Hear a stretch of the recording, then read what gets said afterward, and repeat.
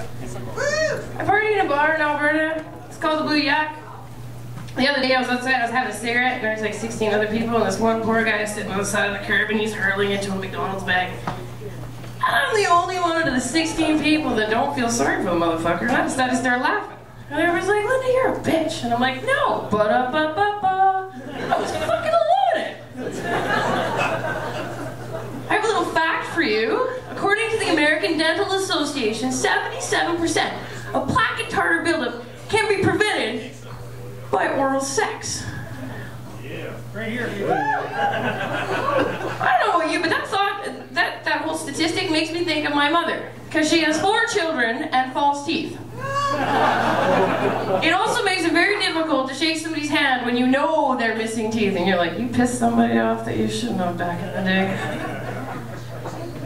Anybody here a fan of tattoos? Yeah, it's mixed, eh? I'm a German Jew, so it's mixed for me too. But it was kind of an in thing, right? And I wanted to get a tattoo, so I was like, I should get a tattoo, but I wanted somewhere where my mom was never going to see it. So I was going to get a tattoo on my ass. It's the most awesome feeling in the world. You have a half sleeve, I have a half cheek. I fucking love it. But before I was trying to figure out what I was gonna get, I was like, I should get an M and an M on each cheek. But then I realized one day I'm gonna get really drunk, probably gonna get naked, decide to do cartwheels across the parking lot, and everyone's gonna go, wow, Mom. Wow. Considering my mother is the Jewish part of my half German Jew, I figured that's probably not the sentiment I wanted to tell her about. So apparently we're in a little bit of a recession. I hate that word, eh? I was looking for a job the other day and I applied for like 25 jobs. I couldn't get a fucking job, right? So finally I'm like, I'm gonna shave my head for cancer. And I'm gonna live for like a week on what I make off my hair.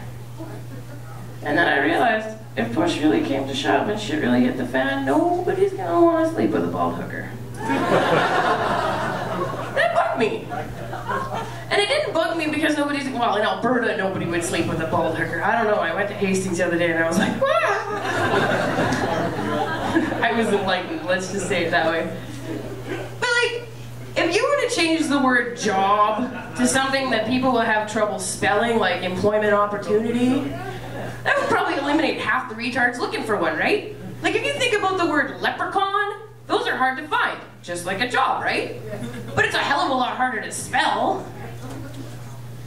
No, it's that really bugged me. Sorry.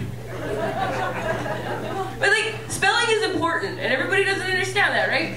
Like my sister got this love email the other day from some guy, and he spelled the word sweetie wrong. Do you want to take a gathering of what he spelled it?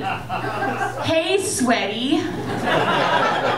Not exactly the way you want to start a love lingo with my sister, because unlike me, she ripped his eyes out and she got really sweaty doing it. I have attention deficit. Attention deficit dating. I generally date guys for like 2 weeks and I'm like, see you later. And this one guy, he didn't quite get it one day, and he's like, what am I to you, Linda? What am I to you? What am I to you? And I was like, you're kind of like chlamydia. And the girl's like, good hand, you probably don't fucking want you. He still talks to me. I did have a boyfriend once, and he cheated on me. I was really sad, but unlike my sister, I decided I wasn't going to claw his eyes out.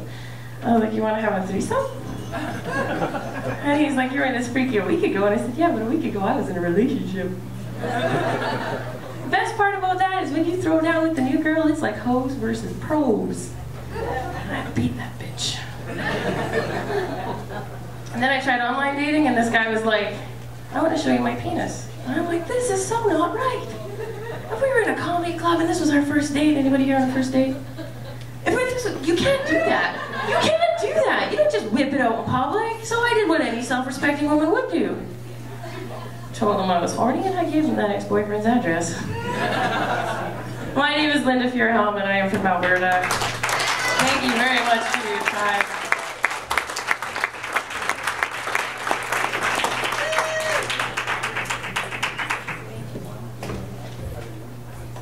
All right, give it up for Linda Fuhrhelm. All right, just talking about the whole dating thing, that's always fun.